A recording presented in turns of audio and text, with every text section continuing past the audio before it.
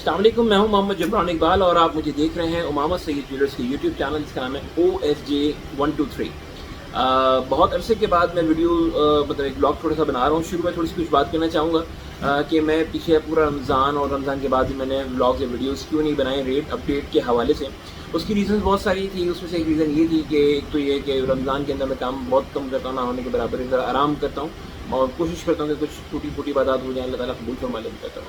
लेकिन उसकी एक साथ साथ एक रीज़न और भी थी कि मैं देखता था कि ये नॉन सीरियस लोगों की जो वीडियोज़ हैं जो तब से कह रहे होते हैं उनको लोग बहुत शौक से सुन रहे थे। और ज़ाहिर सी बात है कि एक वीडियो बनाने में बड़ी मेहनत लगती है, यानी कि सिर्फ रिकॉर्ड किया और अपलोड कर दिया, काफ़ी सारी चीज़ें इसके अंदर बैकग्राउंड में चल रही होती हैं। तो वो सारी चीज़ें भी हम उसको देख रहे होते हैं। तो वो गो कि शायद मैं इतना अच्छा शायद डिबेटर नहीं हूँ या शायद एनालाइज मैं नहीं कर पा रहा हूँ। दैट्स वाई यकीनन यही वजह होगी जो इतने व्यूज़ मुझे नहीं आ रहे थे।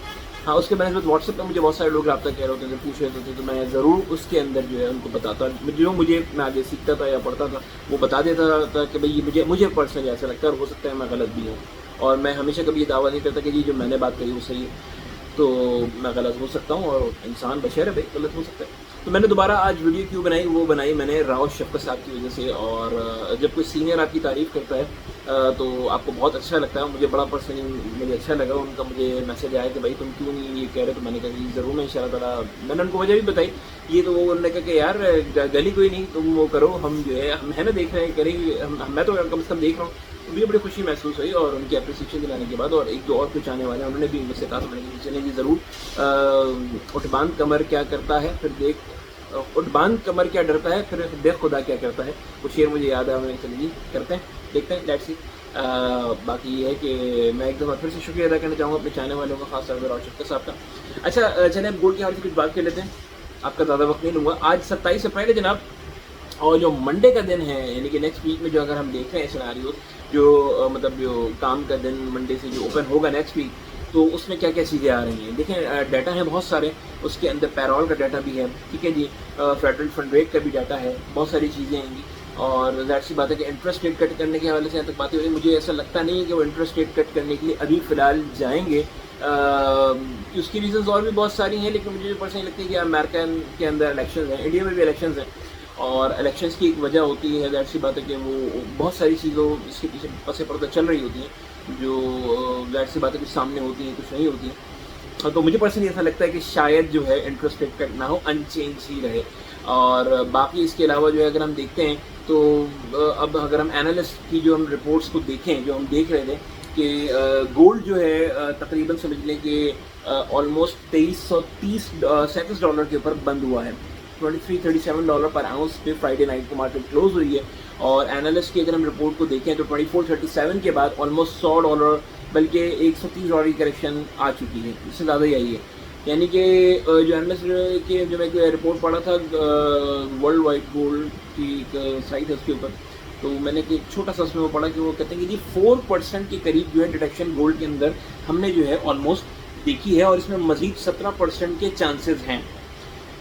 ये मैं अपनी बात नहीं कह रहा हूँ, जो मैंने रिपोर्ट्स को जो थोड़ा सा वो पढ़ा मैंने उसी को बता रहा हूँ कि 70% के चांसेस हैं। और इसको एक और हमारे बड़े अच्छे जाने वाले हैं फरहान भाई, उन्होंने भी मुझे इसको कोट किया, तो मैंने बिल्कुल इसीलिए मैंने खुद जाकर पढ़ा, देखा, तो मुझे वाकई हो गया कि 17% के चांसेस मज़ीद डाउन के नज़र आते हैं। लेकिन गोल्ड है, सुनता तो देखें सबकी, करता अपनी है।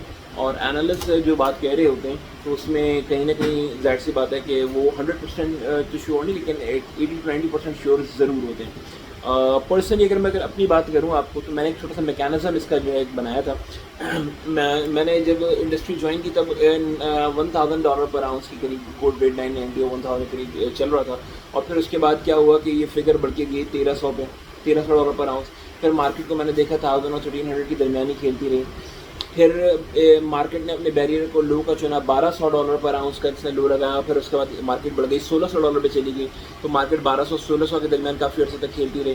फिर मार्केट ने अपने बैरियर को तोड़ के 1600 से 1900 तक लेके गई, 1600-1900 के दरमियान जो है वो खेलती रही काफ़ी टाइम तक। फिर उसके बाद 1900 से उसने बैरियर थोड़ा 2000 तक गई, फिर 2000 से वापस नीचे 1600 और 2000 के दरमियान मार्केट ट्रेड करते रही काफ़ी अर्से तक।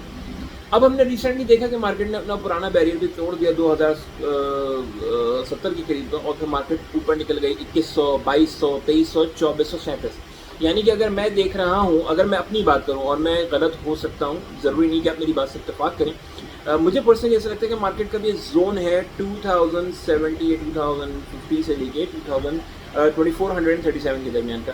اب مارکیٹ کو یہاں جو ہے موومنٹ اپنی شاید کچھ عرصے کے لیے اس کی رہے. اس کے اندر وار بھی جو ہے ظاہر سی بات ہے انوالو رہی, اور اس کے علاوہ اور بہت ساری چیزیں فنڈامنٹلز ہیں جو بیک ڈورس ہیں, بہت ساری چیزیں جو چل رہی ہیں. لیکن یہ زون جو ہے 20,000 سے لے کے 2400 کے درمیان کا جو میں آپ کو دے رہا ہوں, یہ پیٹرن شاید جیسے پہلے ذرا 2 سال تک چلتے تھے پیٹرن, یہ پیٹرن شاید اب کے بہت تھوڑا ہو. یعنی کہ مین شاید ہو سکتا ہے 6 مہینے کا, یا ہو سکتا ہے 4 مہینے کا, یا ہو سکتا ہے 8 مہینے کا. کیونکہ جو اکثر انالسٹ کی رپورٹس اگر آپ پڑھیں گے, آپ خود بھی جائیں گوگل سرچ کریں, kitco.com میں بہت ساری اتھینٹک سائٹس ہیں, تو وہ آپ جب پڑھیں گے دیکھیں گے, یا آپ کی کوئی انالسٹ ہیں سے آپ دوست ہیں جن کا آپ سمجھتے ہیں کہ مجھے اچھا مشورہ دیں, اس سے بات کریں گے. اگر صاحب علم ہیں تو وہ آپ کو ضرور یہ بتائیں گے کہ جو فیوچرز کے اندر جتنے بھی تجزیہ کار ہیں ایک ہی بات کر رہے ہیں کہ گولڈ کا سال ہے 2024, اور اس کے اندر وہ 600 2800 اور ایون کچھ نے تو $3,000 پر آؤنس تک کی بھی بات کی ہے کہ گولڈ جا سکتا ہے. تو اس کا مقصد اگر یہ ہے کہ سارے ہی ایک بات کہہ رہے ہیں, تو میں بھی 2 چیزیں ہوں گی کہ یا تو یہ ہے کہ مارکیٹ بہت ڈاؤن فال چلی جائے, کوئی ایسی کوئی چیز ہو جائے کہ جناب والا سمجھنے کی دنیا کے اندر سارے جو ہے گولڈ بہت ہر جگہ گولڈ جو ہے بکنے کے آ گیا ہے, اور گولڈ کی مائنز نکل آئی, یہ ساری چیزیں ہو گئی, جو کہ میں نہیں سمجھتا کہ اتنا کوئی چانسز اس کے ہیں, کیونکہ اللہ کا قدرتی ذرا سونا اور چاندی, تو ظاہر سی بات ہے کہ یہ جو ہے اتنا نہیں جا مطلب نیچے نہیں جا سکتا. اور ہمارے ایک بڑے اچھے انالسٹ جن کا میں نے شروع میں ذکر کیا, راشد صاحب کہتے ہیں کہ جو ڈیٹا یعنی کہ جو ریٹس ہم دیکھ چکے ہیں ماضی میں, شاید ہم اپنی زندگی میں دوبارہ وہ ریٹ کبھی بھی نہ دیکھیں. یعنی کہ $1,000 پر آؤنس, $1,500 پر آؤنس, $1,600 پر آؤنس شاید اب ہم کبھی بھی نہیں دیکھیں گے. اس کی بہت ساری ریزنس فنڈامنٹلز بھی ہیں وہ جو بتاتے ہیں. تو خیر بہرحال گولڈ جو ہے ان فیوچر کے اندر لانگ ٹرم میں اگر ہم دیکھتے ہیں تو گولڈ اپ سائڈ ہی ہے. گولڈ جو ہے ہم اس کو کافی اوپر کی طرف دیکھ رہے ہیں, اور جو اگر ہم شارٹ ٹرم کی بات کریں تو گولڈ فی الحال ڈاؤن ہے. تقریباً ہم مہینہ 2 مہینہ شاید ہم دیکھیں گے مارکیٹ یہیں موو کرتی ہے. ابھی آگے جو ایک امپورٹنٹ ہے وہ ظاہر سی بات ہے فیڈ کی میٹنگ ہے, FOMC کی جو حوالے سے جو ہے ترتیب, جرمی پاول دیکھیں کیا آ کے کہتے ہیں, ان کے جو ٹیکس ہیں وہ کیا بیان کرتے ہیں, اس میں مارکیٹ جو ہے ٹوٹل جو ہے چلے گی.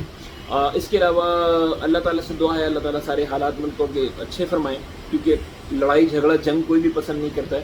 اور جو ہے دیکھیں لیٹس سی کیا ہوتا ہے, کیونکہ ظلم تو کافی ہو چکا ہے فلسطینیوں کے اوپر, باقی کیا جا چکا, اور اللہ تعالیٰ بس رحم فرمائے, اللہ تعالیٰ سے دعا ہے کہ اللہ تعالیٰ کی مدد فرمائے.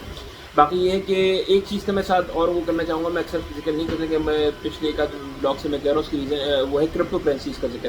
اس کی وجہ یہ ہے کہ دیکھیں ہمارے پاکستان کے اندر تو کرپٹوز پہ کام نہیں کیا جا رہا, یا اور اس میں ممالک میں نہیں کیا جا رہا, کیونکہ بات اس کی بہت ساری فنڈامنٹل ہیں, بین ہے, جو بھی ریزنز ہیں, لیکن دنیا کے اندر اور ممالک کے اندر جو کام ہو رہا ہے جن کے اندر, تو ان کے جو انالسٹ اور انویسٹرز ہیں وہ اس پہ ضرور ڈیبیٹ کرتے ہیں, بات کرتے ہیں, ساری چیزیں ہوتی ہیں. اسٹینفورڈ ایک یونیورسٹی ہے, شاید میں اسپیل میں مسٹیک کر رہا ہوں, اسٹینفورڈ یونیورسٹی بالکل, تو وہاں پہ ہی جو ہے بڑے بڑے زبردست قسم کے لوگ ہیں, ہمارے پاکستانی وقار تک ہیں, وہ بھی وہاں پڑھتے ہیں. تو آپ ان کے کالمس پڑھیں جا کر کے, میں آپ کو ریکمینڈ کروں گا, تو آپ کو پتہ چلے گا دنیا میں ہو کیا رہا ہے, کیا چیزیں چل رہی ہیں.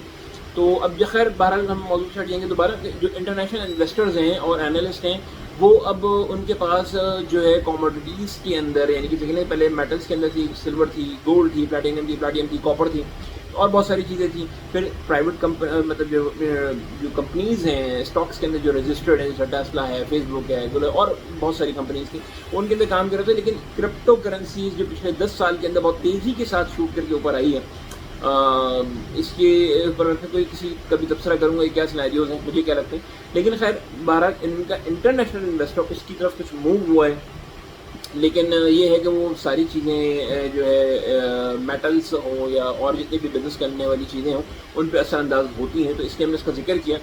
ایک یہ وجہ بھی مجھے سے لگتی ہے کہ شاید تھوڑا سے عرصے کے لیے میٹل ڈاؤن ہوں.